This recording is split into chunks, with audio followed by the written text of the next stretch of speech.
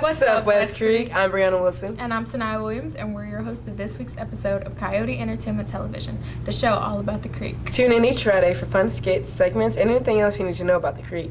Starting us off this week, our team met with a bunch of students post-ACT to discuss strategies and what worked best for them. Take a look. Hi, what is your name and what is your ACT score? My name's Lucas Harriman, and I got a 25 composite. My name's Colin, I got an 18. My name is Tyrone, and I got a 27 on ACT. My name is Daniel, and I got a 28 composite. What was the easiest segment? The easiest for me was the English. The English. English is my strong suit. The math section. The easiest one was definitely the English. And what was the hardest segment? You'd think it would be math for me, but it was actually the science. Science was bad. The hardest was the math, for sure. The reading. Hardest would be mathematics. What was one testing strategy? For me, it was important not to overthink it, because you have a limited amount of time. So. I think it's important just to know what you know what you're familiar with, and I did that.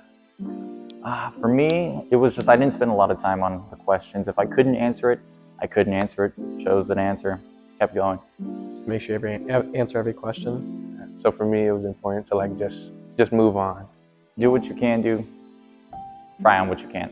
You just answer what you know and skip what you don't. And what advice would you give to lower classmen? I would say definitely don't worry too much about the ACT score. And I know that sounds crazy, but don't worry too much about it. Don't stress. It's not as important as you really think it is. You get 2 of them. I would say go to the boot camps. Boot camps are good. If you can't figure out the answer to a question fast, just skip it and come back. you can be successful without having a crazy high ACT score, you know what I mean? Do well in school. ACT should be fine. Would you like to wave and say goodbye? Bye, guys. Attitude. Attitude? Yeah. Now walk out.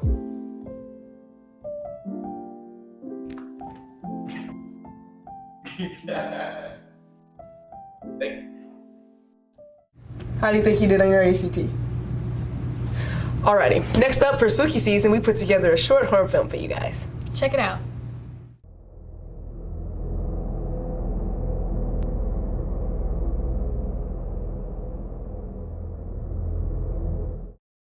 Ma'am, I found your husband's body. Where?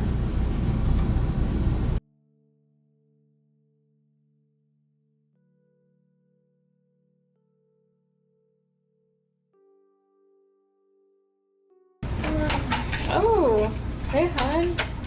How was girls' night? Where were you? I told you where I was. I was out with the boys, remember? It's funny, because I called Brian and Michael and they told me that they got home hours ago. You know that they lied. They lie a lot. We were all out. We were at the bar. We were chilling. Come on. All right. I already told you where I was. You know where I was. Yeah. You gambled away again, didn't you? Here we go with this again. Here we go. That's what you do. You have a problem arguing. That's all you want to do is argue. Like, I'm sick of it. I'm sick of us, actually, as a matter of fact. I've been sick of us for the past 6 months. If I went to hear nagging, I would have went to go live with my mom, don't you think? Here we go. Now it's my fault all over again. It's always my fault. My fault. You know what? What happened to you? Know that I have a problem, huh? You don't you? Did you forget about that when before we got married it was the same issue? You knew this, and now all of a sudden my gambling problem is such. You know what? I stayed for your problems. I stayed for your issues. I don't have to stay for this anymore. I stayed for you. Why aren't you doing the same? What happened to death do us part?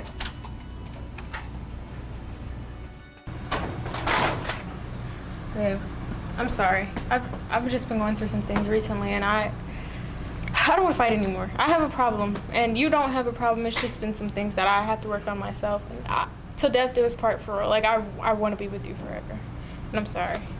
I really am sorry. I'm sorry too. Okay. Babe, what the heck? Babe.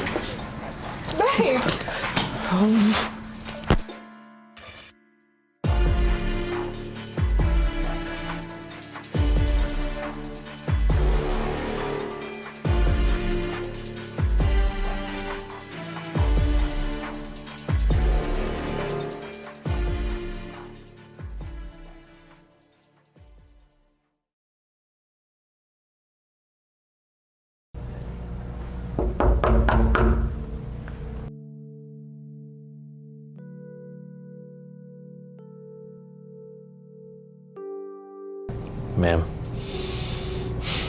I found your husband's body. Where? Good thing I'm not married. Tell me about it. We're gonna send it over to our reporter who's also not married. Take it away, Jasiah.